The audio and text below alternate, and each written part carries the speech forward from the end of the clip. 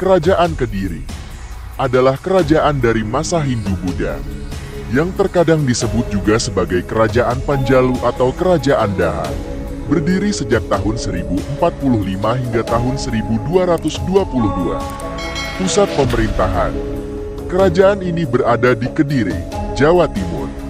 Masa kejayaan Kediri berlangsung pada periode pemerintahan Raja Jayabaya, yang berkuasa antara tahun 1135 hingga tahun 1159. Salah satu aspek yang terkenal dari Kerajaan Kediri adalah karya sastra yang dihasilkan, terutama dalam bentuk kakawin, yang sangat penting dan bermutu tinggi.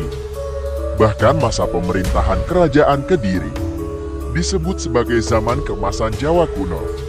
Berikut ini sejarah Kerajaan Kediri dari berdiri hingga runtuh pada tahun 1222 akibat serangan Ken Arok. Kapan munculnya Kerajaan Kediri? Dimulai dengan pembagian Kerajaan Kahuripan oleh Raja Airlangga. Hal tersebut sebagaimana tercatat dalam Prasasti Burar, yang menjadi salah satu sumber sejarah Kerajaan Kediri. Prasasti Wurer menyebut adanya pembagian daratan Jawa menjadi Jenggala dan Panjalu, guna menghindari permusuhan serta perselisihan di antara dua pangeran. Maksud dari isi Prasasti Wurer adalah pembagian Kerajaan Kahuripan pada abad ke-11 oleh Raja Airlangga menjadi Kerajaan Jenggala dan Panjalu atau Kerajaan Kediri untuk putranya dan sepupunya. Kitab Negara Kertagama juga menyebut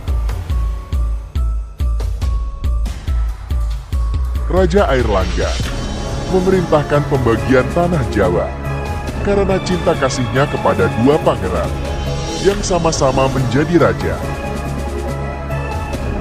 Dua pangeran yang dimaksud adalah putra Airlangga, Mapanji Garasakan, dan putra Darmawangsa Tengku, raja terakhir Kerajaan Medan, Sri Samarawijaya. Pembagian kerajaan yang dibantu oleh Empu Barada menyatakan bahwa Kerajaan Jenggala, yang ibu kotanya terletak di Kahuripan, diberikan kepada Mapanji Garasakan. Sementara Kerajaan Panjalu, yang berpusat di Daha, diberikan kepada Sri Samarawijaya.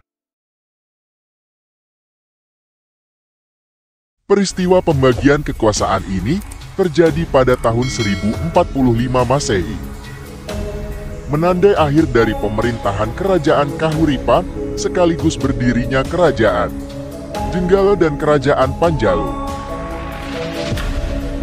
Kerajaan Panjalu dengan pusat pemerintahan di Kediri pada akhirnya lebih sering disebut Kerajaan Kediri.